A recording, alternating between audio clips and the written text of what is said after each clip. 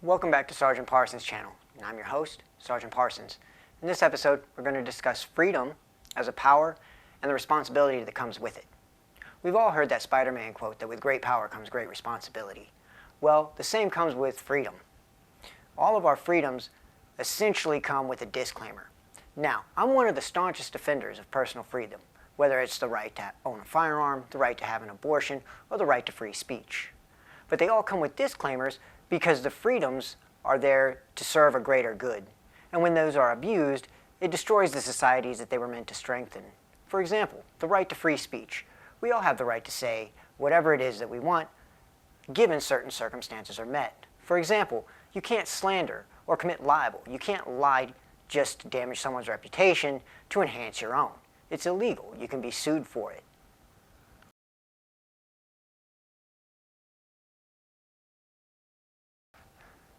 There's a famous quote that's going around now a lot: "Those who would sacrifice freedom for security deserve neither." However, that quote doesn't really apply here. Nobody's asking you to give up your freedom permanently. Nobody's asking you to give up anything permanently. You're being asked to temporarily separate yourself from society so that you don't spread a deadly disease. Quarantines and stay-at-home orders are not a stab at your freedom. They're simply being put in place to protect the public in general.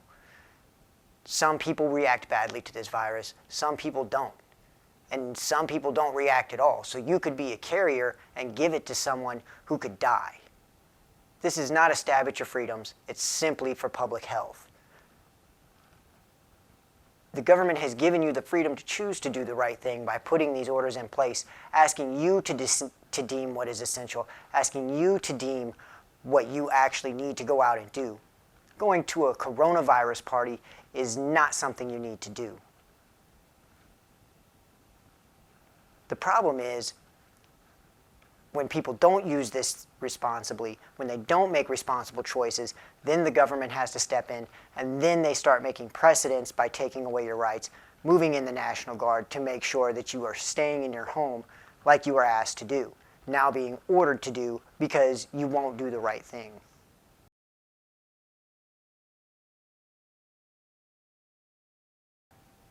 So let's talk a little bit about personal responsibility. What's responsible and what's irresponsible? Well, obviously, attending a coronavirus party, parades, or other celebratory gatherings is irresponsible.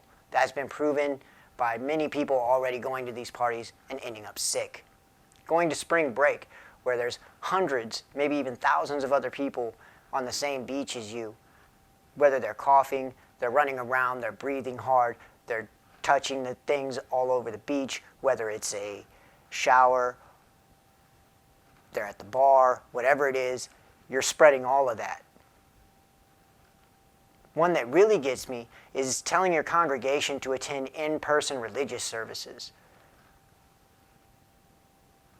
This just absolutely blows my mind. There are entire books that were written of the Bible that were written from a prison cell, whether in letter form, whatever it is, it's happened. You don't need to be in a place of worship to worship. You can worship from your own home at the foot of your bed when you say your nightly prayers.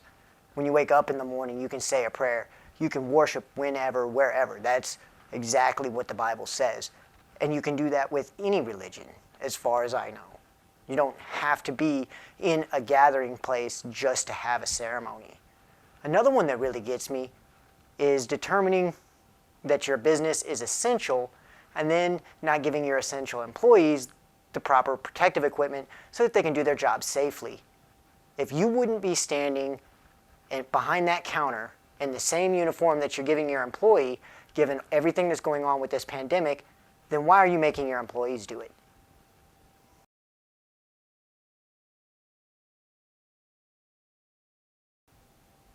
So let's say that you do find that it's essential for you to leave your home and go to the store or wherever it is you need to go for supplies.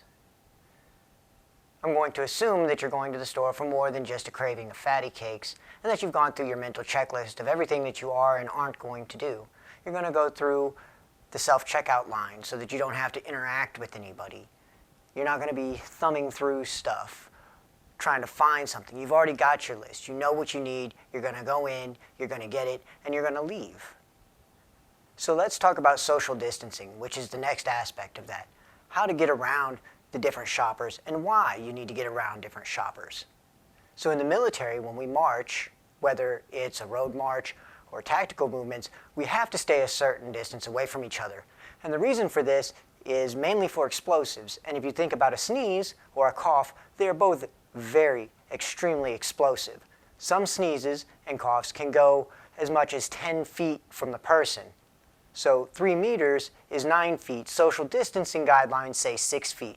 So you're at almost half of what a sneeze can go or a cough can go. Now, the reason we do it in the military is if your battle buddy steps on an IED in front of you, you may not get hit as bad as he gets hit directly in the blast. Now, if you're right up on top of him, whispering sweet nothings in his ear, you're probably going to get got too. So keep your distance and make sure that you wear gloves, that you sanitize, and that you wear a mask.